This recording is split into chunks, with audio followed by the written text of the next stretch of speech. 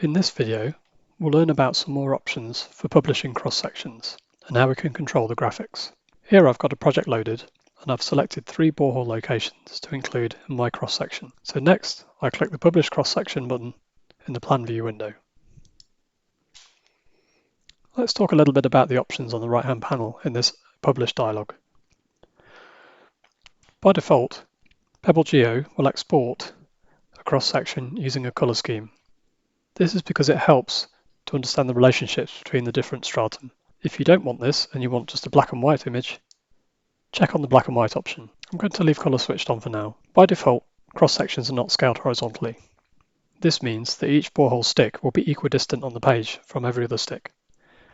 If you want to scale by the real-world distance or chainage between the locations, check this box on for horizontal scale.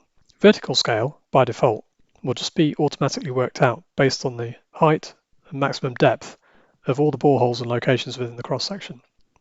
But you can enter a value in here to override that. For example, if I want to set the scale at 1 to 200, just be aware that depending on the values you put in here, it could cause the sticks to run off the bottom of the page. But the purpose of this function here is to enable you to produce consistently scaled output across multiple sections. The title is hopefully self-explanatory, and this will be appended as a label at the top of the PDF. Check by and approve by, similar to the logs, just to enable you to put in a checker and approver information. The data field controls which data field to pull on for the label to the right of each stratum stick. If you don't want any labels, select none. Otherwise, pick from one of the geology types or in situ test types such as SPT. Let's put SPT on for the moment.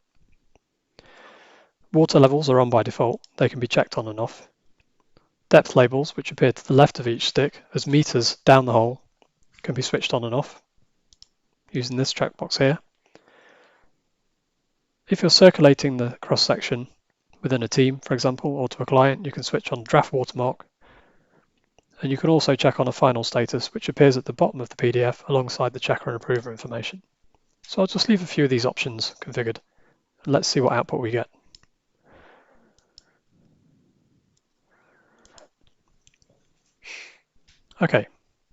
Okay, so the first thing that we have to note here is that I set a vertical scale of 1 to 200, which appears to be inappropriate for the cross-section, for the boreholes within this cross-section. So you can see BH109 has gone way off the page. Let's gloss over that for the minute and just look at some of the other options we put on.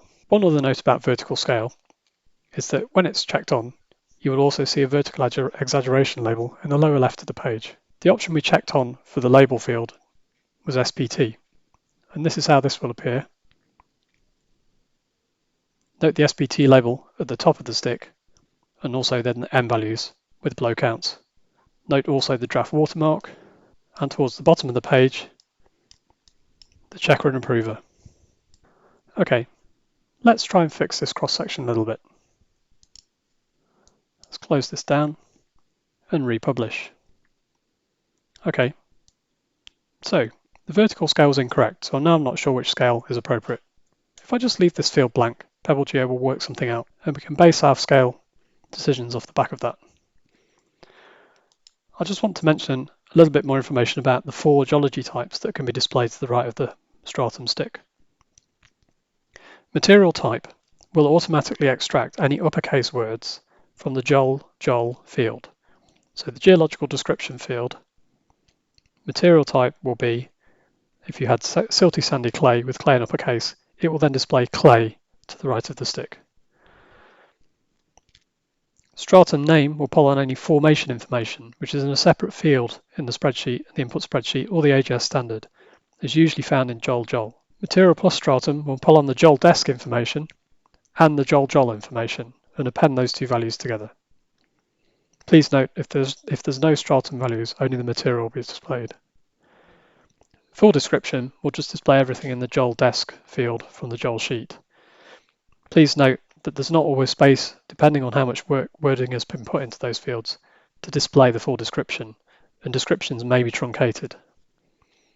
Let's see how that looks.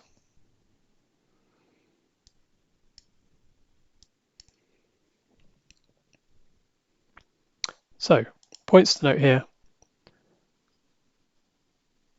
We deleted the value for vertical scale, and it's now worked out that the optimum scale for display on the available space on the page is 1 to 448. So maybe if we go back in, we'll set that at 1 to 500, and we could then use that across multiple sections in the project, and they'll all be scaled the same way. The other thing, because we've got horizontal scaling checked on, note that BH109 and BH100 are now close together because they are close together on site.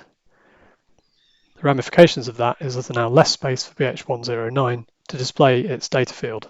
And here, because we've got Joel desk switched on, full description, it runs off the bottom of the page. It's hard to avoid that.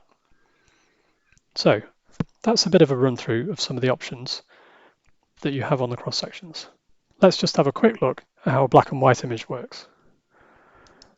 So let's switch black and white on. I'm going to uncheck horizontal scaling, and I'm going to go back to material type for the labeling. I'll switch off the watermark and I'll switch on the water levels.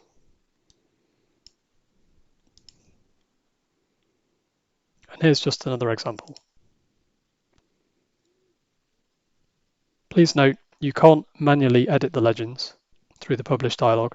They're automatically generated based on the material types found within the data. If no legend appears in your cross-section, it might be that you don't have the JOL ledge codes populated within the spreadsheet, so you'll have to add those.